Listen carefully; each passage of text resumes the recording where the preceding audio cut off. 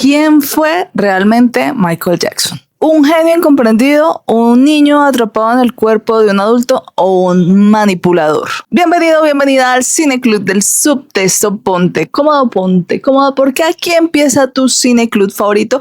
Hoy vamos a hablar de esta historia que no me quería ver porque, no sé, soy muy fandom muy millennial yo. Entonces uno quiere mucho a Michael Jackson, entonces tenía mis dudas para hacer este video, pero aquí estamos.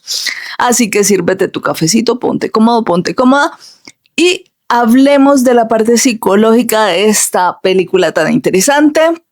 No olvides, soy Ceci, si llegaste hasta aquí, dale like, suscríbete y comenta. Empecemos por el principio.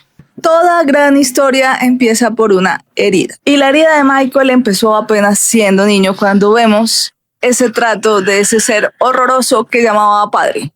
Y es que la violencia de ese papá le arrebató la infancia a Michael. Y desde allí su vida se convirtió en un viaje marcado por el trauma. La película arranca con un Michael parado frente a su padre siendo golpeado cruelmente por este, mientras toda la familia está callada y nadie defiende a Michael. Ese niño no va a conocer qué es tener una infancia, porque toda su niñez se va a convertir en escenarios, ensayos y castigos. Y ahí nace la primera herida de Michael, la idea de que el amor se gana con perfección. Y es que nuestra primera infancia es cuando más necesitamos como ser moldeables, pero Michael fue moldeado a través del trauma infantil. Él creció bajo la violencia y bajo esa exigencia extrema. Y todo eso le arrebató por completo el espacio de la inocencia. Michael no tuvo amigos, no tuvo otros niños que le enseñaran el mundo desde el juego, desde la amistad, desde la empatía. Y tenía sus hermanos, pero sus hermanos también eran una moneda transaccional para su padre. Entonces, como les decía, este trauma convierte a Michael en una moneda solitaria. Era brillante por fuera, pero marcada de traumas por dentro. El niño que debió correr y jugar en los parques terminó creciendo en escenarios. Terminó manteniendo económicamente a su familia. Él debió recibir abrazos, pero lo que recibió fue aplausos de un público que hacía que el ego de su padre se hinchara y que viera en él y en sus hermanos la posibilidad de ganar más dinero. Y ahí empieza la historia de un niño que nunca fue suficiente, pero fue lanzado al estrellato. La música se convierte para este personaje en un refugio y en una forma de sobrevivir. Vemos cómo va creciendo este personaje, pero es que Michael creció, pero en su interior nunca dejó de ser ese niño.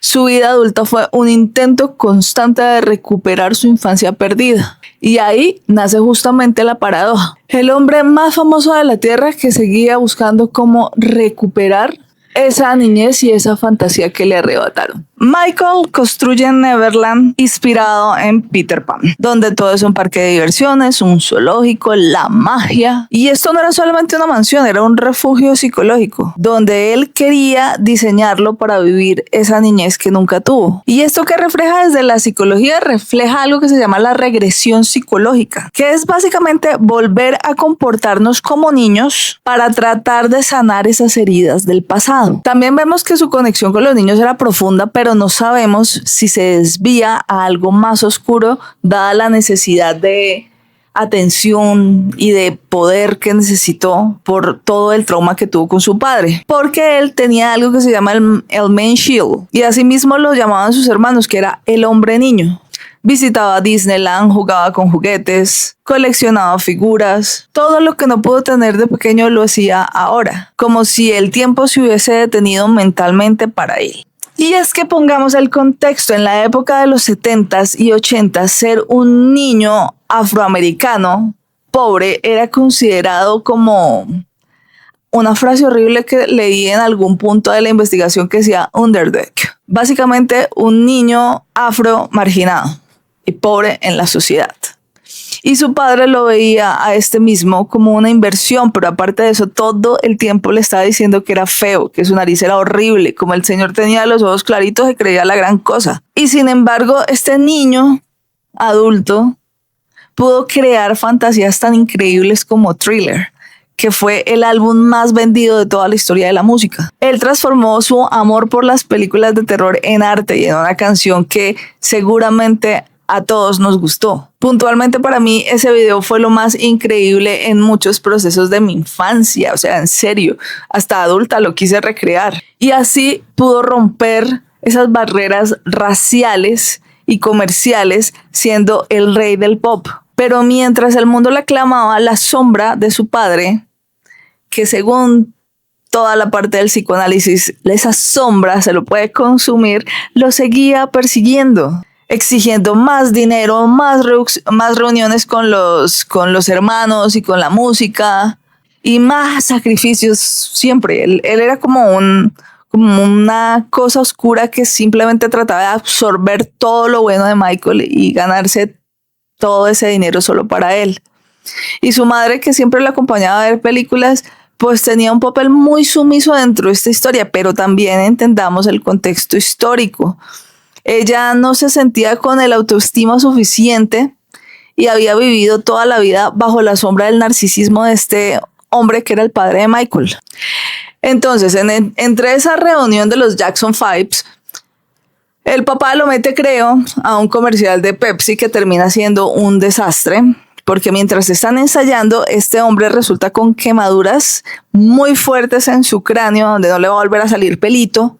Y este accidente no solamente le dejó cicatrices físicas, también le abrió la puerta a una batalla psicológica con la que Michael tuvo que lidiar toda su vida, y era la dismorfia corporal.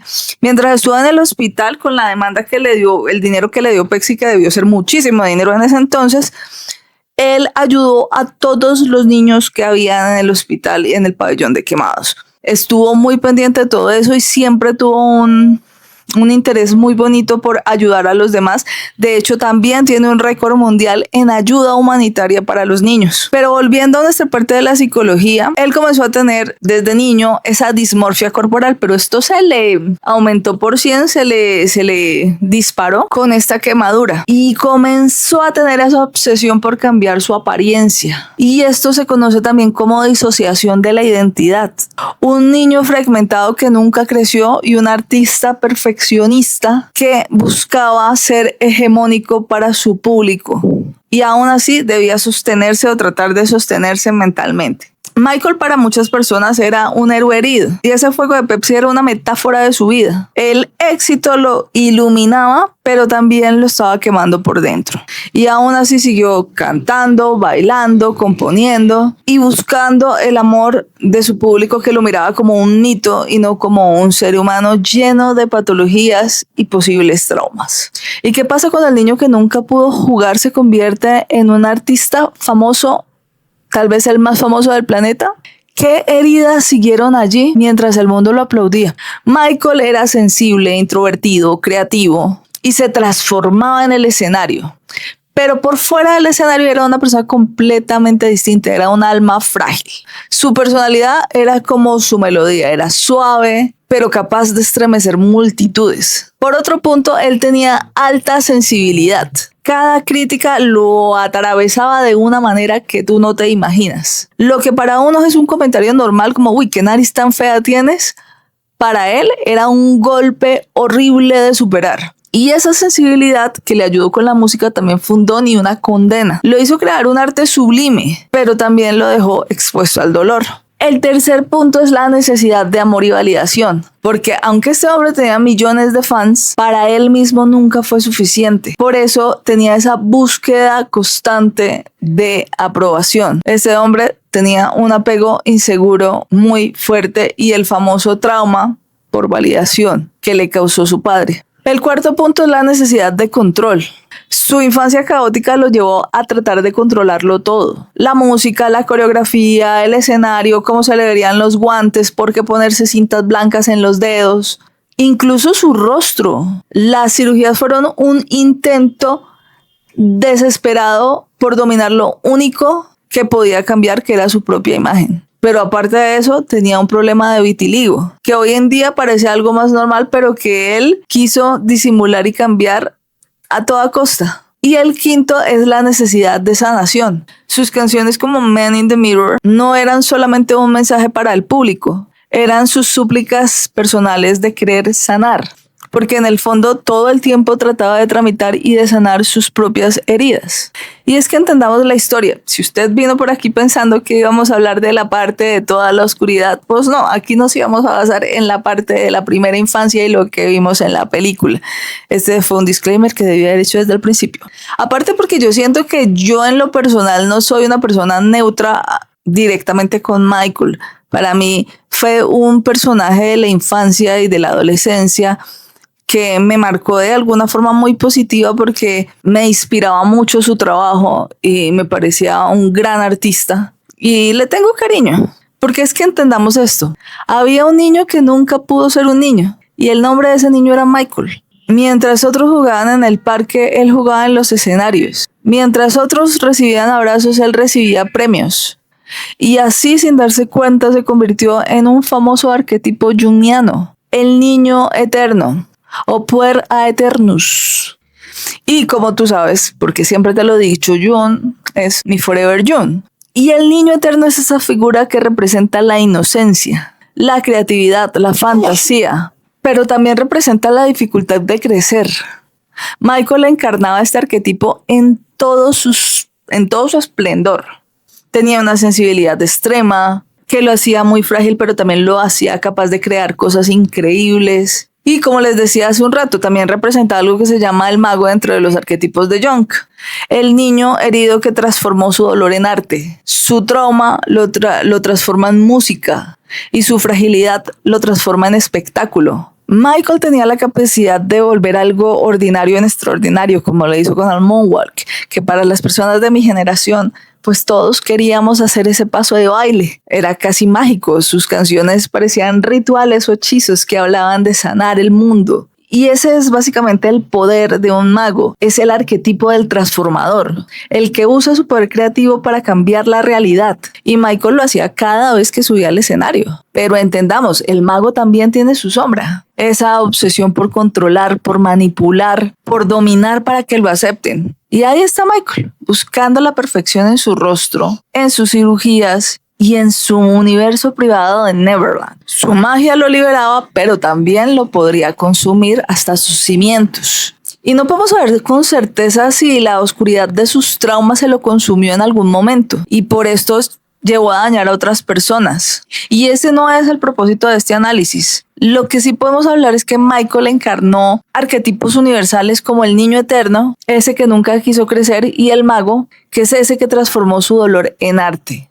O también podría encarnar el héroe herido, que es ese que lleva las cicatrices mientras iluminaba el mundo. Desde el psicoanálisis, él es un espejo de lo que Jung llamaba el viaje de la individuación, la lucha entre esas luces y esas sombras, entre esas máscaras públicas y su yo interior. Y Michael creo que nunca resolvió del todo esa tensión, pero sí nos dejó muchas pistas en su música. Canciones que eran plegarias, coreografías que eran casi ritualísticas y espectáculos que eran un intento de sanarse a sí mismo. Al final, más allá de la controversia, Michael y esta película puntual que es muy linda y muy fandom, nos recuerda algo muy importante, y es que el arte puede nacer de las heridas, que incluso un trauma puede convertirse en símbolo y que detrás de cada mito hay un ser humano que lucha contra sus propias sombras. Y yo creo que ese es el verdadero subtexto de esta historia.